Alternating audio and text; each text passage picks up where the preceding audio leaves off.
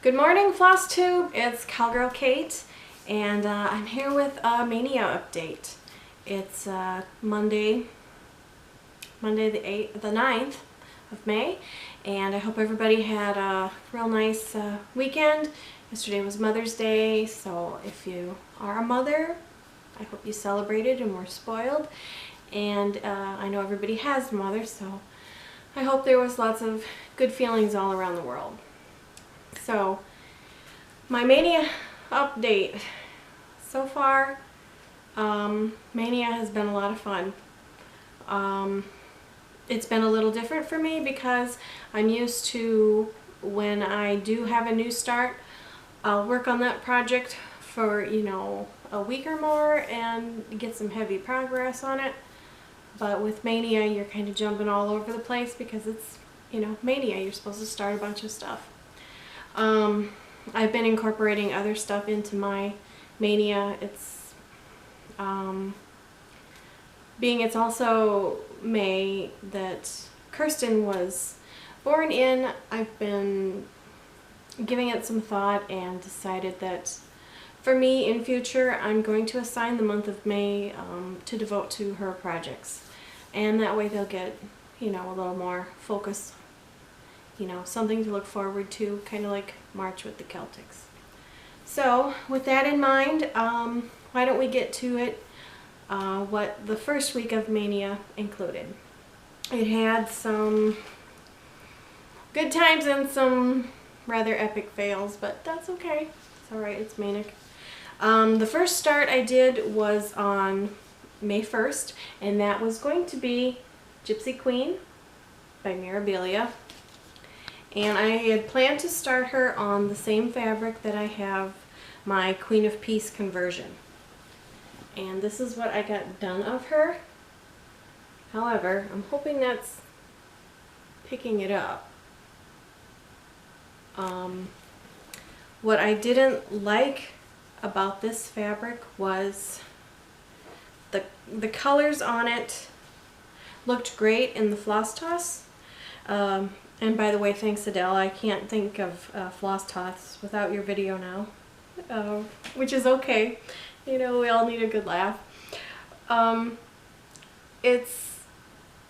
These colors that I have done are actually the fuchsia and the 550, and they just look super washed out. The purple looks brown, and she has so much purple on her, and that's one of my favorite colors, that I don't want her to look brown. It's just no. So this was a scrap start. I'm not going to keep her on this fabric. I'll rip out these stitches and save it for something else. But Gypsy Queen is still hunting down the perfect fabric, and she was not a start for Maynia, at least last week. I don't know if I'll find anything in my stash. Who knows? So in light of that, what I started next was the Drawn Thread Sanctuary. And this is one of those really beautiful old-time sampler looking ones. And it's a platinum Lugana. And this is just the start of the little pond in the middle. And it's going to sound really funny, but there isn't a whole lot of symmetry in that. As you get the whole thing done, there's a rhyme and reason to it, but I'm used to the chatelaine where one side is going to be a mirror image of the other, and so for a while it was throwing me off. So I really have to pay close attention until I get that little center pond done, because it's not symmetrical on all sides of the pattern that it has. Eventually it straightens out, but as you're working on it, if you've done that, you'll know what I'm talking about. It's just not very symmetrical until you get a lot of it done. The next piece that I worked on was a few days later, and it was Kristin's Summer Queen. And the majority of that is what she's had done. What I went in and did was this little area down in here, these darker colors. and I'm just trying to fill in this area. I'll work more on this project as the month goes by, but for Maynia, I've just kind of set her aside so I could focus on some of the other new starts. The next new start I had was, I probably don't, yeah, I have a stitchy journal that I keep track of all this stuff. So this would have been on May 6th. And on May 6th I had 2 starts because for like the 3 days prior, we were so busy farming that I didn't get any stitching done, so I had to make up for lost time. So it was Enchanted Mermaid. I have some changes in mind for her. I love her colors, so I'm keeping those. But the beads and crystals, I've kind of played around with. So maybe in, I don't know, 500 years, I'll get to actually put the beads on and, you know, they'll look a little different. But the fabric I chose for her was a hand-dyed fabric by Stephanie, and it's called Odyssey. And it just works so well with her colors. It's kind of a sandy, beachy, watery kind of look, and I just love it. It's just perfect for her. So that's what she'll live on. The other new start, I can't show a picture of the pattern because the pattern hasn't been released yet. And but I can show you the work that I've done on it because it's one of mine. And this is going to be a little fairy. You can see her. Going to be a little fairy, so she's going to have, you know, some pretty wings and all kinds of stuff going on with her. I finally got her going. And her story is kind of funny because I was searching online for patterns last Friday night and getting frustrated that I couldn't find something that I wanted. So I went looking on Etsy and I still got skunked. So I was like, well, it's time to get off my duff and just make it. So that's what I did. I couldn't sleep, so I just got her going. So hopefully she won't take long. She's not that big, so hopefully we'll have more progress to show regarding her after Maynia ends. May what? 7th? Yes. May 7th. We had a couple more starts coming up, and I apologize that I'm not more organized, but the focus of what I worked on that day was another one of Kristin's. She had the Mirabilia Cinderella, and she started it on black. Now, you've probably heard me oftentimes say black is kind of my nemesis for needlework. I love it, but it's so hard for me to deal with. However, there's probably 4 or 5 projects that Kristin has started and never got to finish that are on black. So those are probably going to be the only projects on black I will ever do, and it's just because they were hers. But wait till you see how stunning this project is. I mean, just look at her. Oh, she is just breathtaking, especially on the black.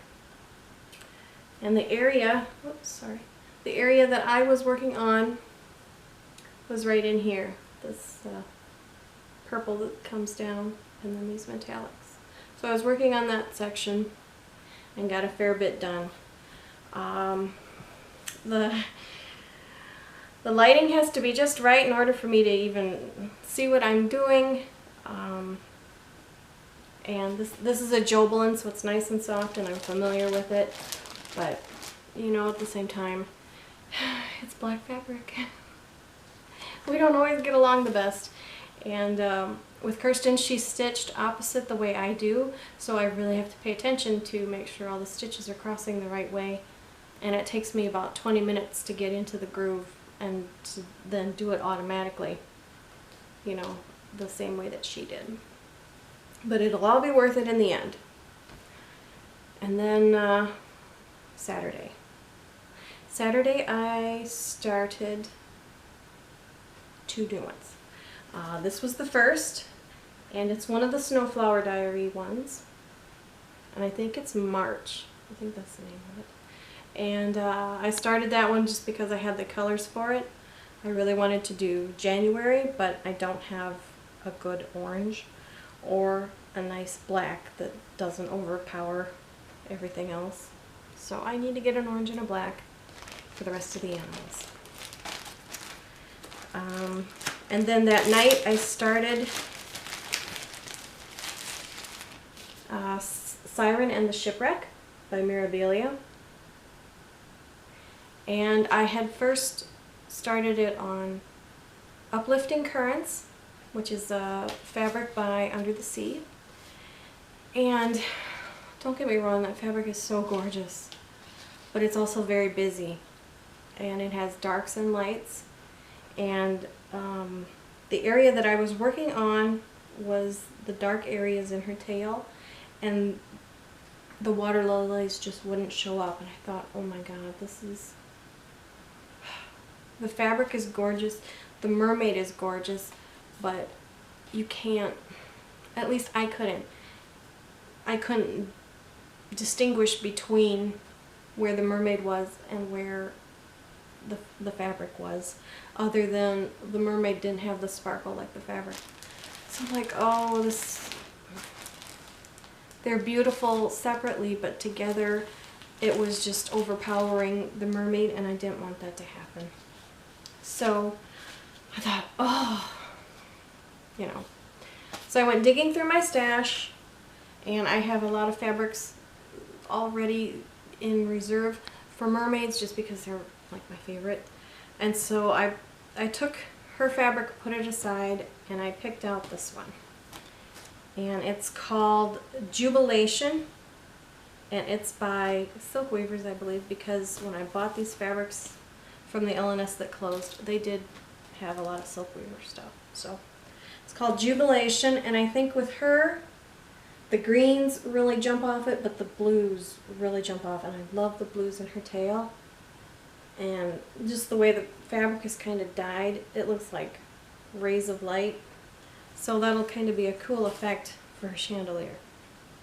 So I'm a lot happier with this choice for Siren. So that'll be for her. But I was really disappointed because I've been saving that Uplifting Currents fabric for, oh my gosh, ever since it was first released for Siren, and you know, it's kind of disappointing to not have it work.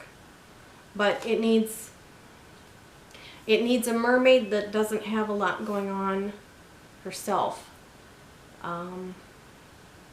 just because the fabric kind of showcases. And so the one I chose for that was Deepest Love. Now this mermaid doesn't have very many beads. The only metallics she has are like these crisscrosses on her scales, like right here in this light area. That's the only metallic she's got. She's got a couple of crystals like up on her head and on the seaweeds. So she really does not have a lot of specialty things going on. It's the motion of her that is so captivating. But on the uplifting fabric, she looks amazing because the fabric has all the sparkle, it has all the motion that her basic palette, you know, of the DMC, it just works, you know. She's understated but has the motion, and the fabric is very busy and very colorful, that they balance each other out, I think anyway. So I think that'll be a good combination, and I won't have to let that fabric sit in a drawer anymore wondering what I'll do with it, you know. those were my Mother's Day starts, those two mermaids. And then last night, being yesterday was Kristin's birthday also, I decided to get out one of her projects, and it was the Passion Ricomo Winter Beauty Princess. And she's got a lot done on this lady, and I haven't touched her until yesterday, and I'll show you what little bit I've done compared to what Kristin had done. But here she is. Isn't she gorgeous? Oh, look at all her stuff. I love the little branches with the glittery snow. That's a number 4 braid that she's got. And if you look here, Kristin attached her beads differently than what I do, but it's kind of a fun effect. I really like that. The area that I worked on was these dark colors coming off of her hand. You can see that. It was just those. So not a whole lot of progress on her yet compared to all the stuff that Kristin's had done on her, but she'll get there, and she's gonna stay out too, just because it's May and now that's going to be for Kristin's stuff. So that was week 1 of my Maynia, and I have to say I've been really enjoying it, and oh, it's just been so much fun. Future Maynia plans, I will probably make a second video about that, just because I don't want to get cut off. It's kind of my pet peeve with my camera. So I will just kind of wrap this one up. I hope Maynia's been going great for everyone else. I'm loving seeing all the updates and the progress videos. What a great thing. I can't wait for, next year. It's going to be so very awesome, because I'll know more what to expect and what to plan ahead for. So anyways, take care of yourselves, and I will see you very soon with plans for Maynia Part 2. Thanks.